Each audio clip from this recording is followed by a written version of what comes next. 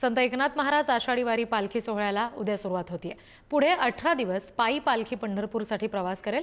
दरम्यान पालखी मार्गावर अनेक अडचणी येत आहेत, त्यामुळे शासनाने पालखी मार्गावरील अडचणी सोडवाव्यात, पुढील व्यवस्था करावी अशी मागणी पालखी सोहळ्याचे प्रमुख नाथवंशज गोसावी बुवा पालखीवाले यांनी केलेली आहे आणि त्यांच्याशी याबाबत संवाद साधलाय आमचे प्रतिनिधी सचिन जिरे यांनी। शांतीब्रह्म संत श्री एकनाथ महाराज आषाढी वारी पालखी सोहळ्याला उद्यापासून सुरुवात होणार आहे आणि त्यासाठी आपण पाहतो की अशी लगबग ही जी पैठण नगरीमध्ये सुरू झालेली आहे।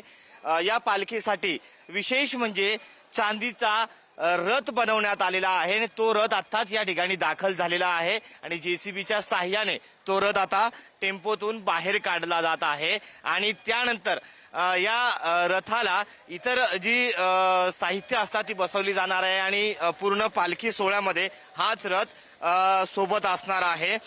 हा पालखी सोहळ्याला उद्या पैठणच्या नाथवाड्यातून सुरुवात होणार आहे आणि नाथवंशज रघुनाथ बुवा गोसावी पालखीवाले यांच्या नेतृत्वात हा सोहळा पार पडणार आहे।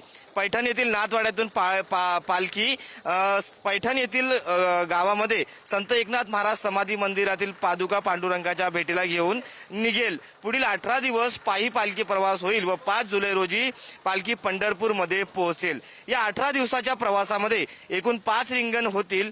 त्यातील पहिला रिंगण मिडसांगवी, दुसरे पारगाव, तिसरे नांगरडोह व चौथे कवेदंडी येथे होईल व 5वे शेवटचे उभे रिंगण व पादुका आरती पंढरपूर येथे होणार आहे। आणि त्याच दिवशी 5 जुलै रोजी श्री संत एकनाथ महाराज पादुकांचे भीमा स्नान होळे येथील नवीन पुलाजवळ होईल, तर 6 जुलै रोजी श्रीची पंढरपूर नगर प्रदक्षिणा होईल व 9 जुलै बुधवार रोजी श्री संत भानुदास महाराज पुण्यतिथी सोहळा पंढरपुरातील विठ्ठल रुक्मिणी मंदिरात होईल। काल्याच्या समारोपानंतर या पालखीचा परतीचा प्रवास सुरू होईल। कॅमेरा पर्सन अमोल वाघुलेसह मी सचिन जिरे, पुढारी न्यूज, छत्रपती संभाजीनगर।